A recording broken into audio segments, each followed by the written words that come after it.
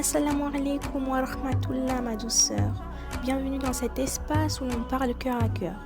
Ici, on parle de toi, de ton âme, de ton lien avec Allah. On parle d'Allah, de nos luttes, de nos blessures et de guérison. Pour se rappeler, se recentrer, se reconnecter. Installe-toi, respire profondément. Ce moment, c'est pour toi. Assalamu alaikum. Aujourd'hui, j'aimerais qu'on parle d'un sujet délicat mais profondément libérateur. Le besoin de plaire. Tu sais, ce moment où tu te dis oui alors que tu voulais dire non. Où tu changes ton comportement, ton ton, ton énergie juste pour être accepté. Où tu ressens une mini panique à l'idée de décevoir ou de ne pas être assez. Ce n'est pas juste une question de timidité, c'est un schéma invisible que beaucoup d'entre nous portent. Et dans cette vidéo, on va la décortiquer ensemble à la lumière de ta foi, de ton cœur et de la vérité. Ma sœur, soyons honnêtes entre nous. Est-ce qu'il t'est déjà arrivé de dire oui alors que ton cœur criait non? D'accepter quelque chose juste pour ne pas déplaire, pour ne pas faire de vagues. Tu souris, tu hoches la tête, tu t'adaptes, et pourtant à l'intérieur tu te sens ignoré ou épuisé. Tu sais, le besoin de plaire, ce n'est pas juste vouloir être aimé, c'est quand tu t'abandonnes toi-même pour ne pas être abandonné par les autres. Et ça te coûte très cher. Ce que ça donne concrètement. Tu préfères ne pas déranger, tu restes silencieuse quand on t'écrase, tu réponds présente même quand tu es épuisée, tu penses « si je dis ce que je ressens, on va mal le prendre, si je pose mes limites, on va s'éloigner, je dois être gentille, douce, agréable » et à force, tu te déconnectes de toi-même. Tu deviens la version acceptable de toi, mais pas la version sincère. Pourquoi ce besoin est si fort? Il ne sort pas de nulle part. Souvent, c'est le fruit d'un vécu émotionnel. Une enfance où tu devais mériter l'amour ou l'attention. Peut-être que tu as appris très jeune que l'amour, ça se gagne. Alors tu as développé cette habitude, si je suis parfaite, on m'aimera. Cela peut être dû à une relation où tu as été rabaissé, quand tu entends trop souvent tu exagères, tu es trop sensible, tais-toi, ce n'est pas grave, tu finis par douter de toi, tu t'éteins petit à petit. Ou cela peut provenir également d'une société ou un entourage exigeant. Le modèle de la bonne fille, de la femme idéale, de la sœur parfaite, toujours calme, disponible, jamais en conflit. Mais à l'intérieur, tu te sens en déséquilibre, en contradiction. Mais la vérité, c'est que Allah ne t'a pas créé pour ça. Il ne t'a pas créé pour être une actrice dans ta propre vie. Tu n'es pas censé porter un masque juste pour que les autres t'acceptent. Tu es né libre, digne, avec une lumière qu'aucun regard ne peut éteindre. Nous avons certes honoré les enfants d'Adam. Tu vois ce mot « honorer », ta valeur est innée. Elle ne dépend pas de la validation, ni des compliments, ni des regards. Elle t'a été donnée par le Créateur lui-même. Le vrai danger du besoin de plaire, c'est que tu finis par te perdre. Tu dis ce qu'on attend de toi, tu réponds aux attentes, même quand elles te détruisent intérieurement. Et plus tu vis pour être aimé, moins tu t'aimes toi-même. Mais il y a une bonne nouvelle, tu peux te reconnecter, tu veux réapprendre à faire les choses non pas pour plaire, mais pour rester fidèle à ce que Allah attend de toi. Ma sœur, après avoir compris d'où vient ce besoin de plaire, il faut apprendre à s'en libérer. Parce que tant que tu vis sous la pression du regard des autres, tu es enfermé dans une prison invisible. Et souvent, tu ne sais même pas que tu y es. Pourquoi ce regard nous emprisonne autant? Parce qu'on a confondu deux choses. Le respect que l'on doit à autrui avec l'approbation constante qu'on attend des autres. Tu peux respecter sans te plier. Tu peux aimer sans t'effacer. Tu peux dire non et rester une femme douce et sincère. Mais dès que ton cœur se met à trembler à l'idée que l'on ne t'aime pas, ou à culpabiliser chaque fois que tu affirmes une limite, alors c'est que le regard des gens a pris trop de place. Les pensées qu'on porte, tu les connais sûrement, et si on me trouve égoïste, et si elle m'en veut si je ne réponds pas, je vais encore passer pour la fille distante. Mais tu sais quoi? Ces pensées-là ne viennent pas de toi, elles viennent d'un système qui t'a appris que ta valeur dépendait du regard des autres. Mais Allah ne veut pas ça pour toi, il veut que tu marches libre, légère, avec le cœur tourné vers lui, pas courbé par les attentes humaines. Comment on s'en libère? Voici 4 clés, simples mais puissantes. Rappelle-toi que les gens oublient vite, mais Allah lui reste. Ce que tu fais pour plaire aux gens, il l'oublie, ou il ne remarque même pas. Et parfois, tu fais tout bien et il te critique quand même. Mais quand tu fais une action pour Allah, même si personne ne te voit, c'est noté, c'est récompensé, et c'est une source de baraka. Celui qui place sa confiance en Allah, il lui suffit. Reformule tes intentions. Demande-toi à chaque fois, est-ce que je fais ça pour être accepté ou parce que c'est ce qui est juste?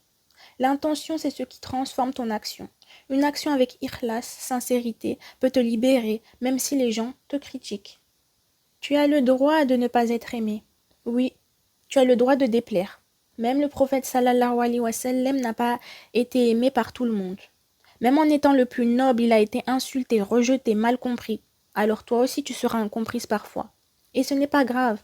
Tu ne dois pas t'adapter pour être accepté. Tu dois rester droite pour être alignée. Dis Allah suffit pour moi. Il n'y a de divinité que lui. En lui je place ma confiance. Et enfin, prends l'habitude de te valider toi-même. Apprends à te dire, j'étais honnête, j'ai respecté mes limites, j'ai fait ma part avec cœur. Et si les autres ne le voient pas, ce n'est pas grave, car Allah, lui, voit tout. Et parfois, le fait d'être critiqué alors que tu étais sincère, c'est une preuve que tu avances, que tu te libères.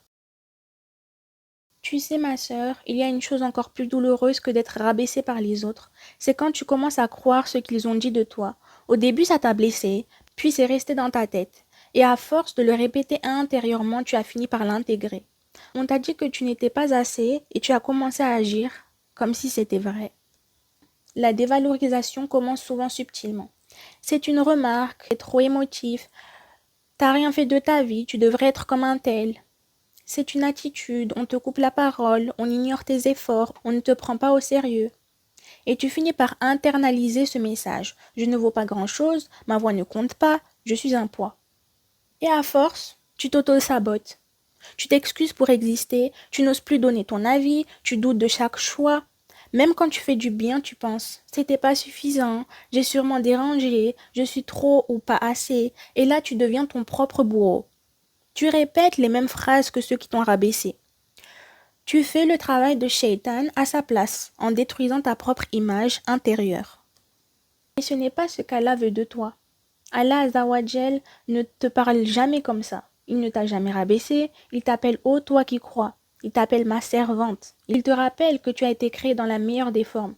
Et même quand tu fautes, il te dit, ne désespérez pas de la miséricorde d'Allah. Tu vois la différence? Les gens rabaissent, Allah t'élève. Alors, il est temps de te libérer de cette fausse image. Tu n'es pas ce qu'ils t'ont fait, tu n'es pas ce qu'ils t'ont dit, et tu n'es sûrement pas cette voix intérieure qui répète sans cesse.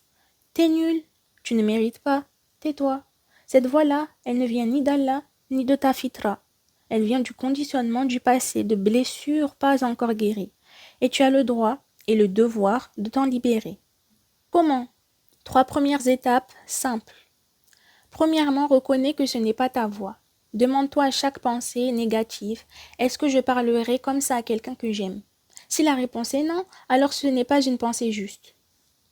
Deuxièmement, recadre-toi mentalement. À chaque je ne suis pas capable, réponds par je suis en chemin, je fais de mon mieux, Allah connaît mes efforts. Ce n'est pas de l'orgueil, c'est de la justice envers soi-même. Et enfin, entoure-toi de paroles qui élèvent. Cherche les versets qui parlent de l'honneur que t'accorde Allah. Entoure-toi de personnes qui te rappellent ta valeur sans te juger. Et surtout, parle-toi comme tu aimerais qu'on te parle, parce que tu le mérites. Et parce que ton cœur a besoin d'entendre une nouvelle voix. Ta voix alignée avec ton Créateur, pas avec ton passé. Tu as peut-être passé des années à chercher la validation des autres. Tu as peut-être cru que pour mériter l'amour, il fallait plaire, se taire, s'adapter. Tu as peut-être intériorisé toutes les critiques jusqu'à ne plus savoir ce que toi tu veux, ressens, penses. Mais aujourd'hui, il est temps de te rechoisir. Te rechoisir, ça veut dire quoi? C'est reprendre ta place dans ta propre vie. C'est écouter ce que ton cœur dit et non plus ce que les autres attendent. C'est agir avec sincérité, même si ça ne plaît pas à tout le monde. C'est dire mon bien-être, ma foi, ma paix intérieure compte. Et ce n'est ni égoïste, ni orgueilleux. C'est une responsabilité spirituelle. Ne te fais pas du tort à toi-même. Réécouter ton cœur. Tu vois, à force de vivre dans l'adaptation permanente, tu finis par te déconnecter. Tu ne sais plus ce que tu veux, ce que tu ressens, ce qui est juste ou pas. Et là, c'est ton mental conditionné qui prend le relais. Il répète ce qu'il a entendu. Tu n'es pas capable, tu dois prouver, tu dois mériter. Mais ton cœur, lui, sait. Il sait ce qui te fait du bien. Il sait quand tu te trahis. Il sait quand tu trahis ta propre vérité. Et il sait que plaire à Allah, c'est toujours plus doux que plaire aux gens. Se réaligner. Revenir à l'alignement, ça veut dire tu agis avec conscience, tu parles avec douceur, mais avec vérité, tu poses des limites sans te culpabiliser. Tu n'as pas à te justifier de vivre selon tes valeurs. Tu n'as pas à t'excuser d'avoir besoin de respect, de calme, de foi. Quelques habitudes à cultiver. Pose-toi cette question chaque jour. Est-ce que je vis pour plaire ou pour être vrai? Note les moments où tu t'es senti en désalignement. J'ai dit oui, mais je voulais dire non. J'ai souri, mais j'ai été blessée. J'ai aidé, mais je me suis oubliée. Ce n'est pas pour te juger, mais pour te reconnecter à ta vérité. Et enfin, commence à pratiquer les non bienveillants. Non merci, je ne suis pas disponible. Ce n'est pas aligné pour moi. Chaque non sain que tu dis à l'extérieur est un oui que tu dis à toi-même à l'intérieur. Tu sais, ma sœur, plaire aux autres, c'est comme courir après un mirage. Plus tu t'en approches, plus il s'éloigne. Et au final, tu t'épuises, tu t'oublies et tu passes à côté de toi-même. Mais aujourd'hui, tu peux choisir autre chose. Tu peux choisir Allah, tu peux choisir la paix, tu peux choisir de ne plus te plier pour être aimé. Car tu es déjà aimé. Aimé d'un amour qui ne dépend pas de tes performances, ni de ton image, ni de ta perfection. Dis Hasbunallah wa ni'mal wakil.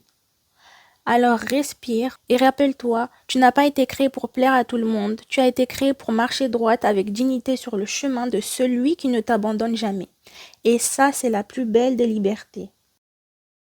Si ce rappel t'a parlé, ma sœur, alors alhamdoulilah, c'est qu'il était pour toi. N'oublie jamais, dans ce monde agité, ton âme mérite la paix et le refuge auprès d'Allah. Reviens ici chaque fois que ton cœur en aura besoin. Inch'Allah, on se retrouve bientôt pour continuer ce beau chemin ensemble.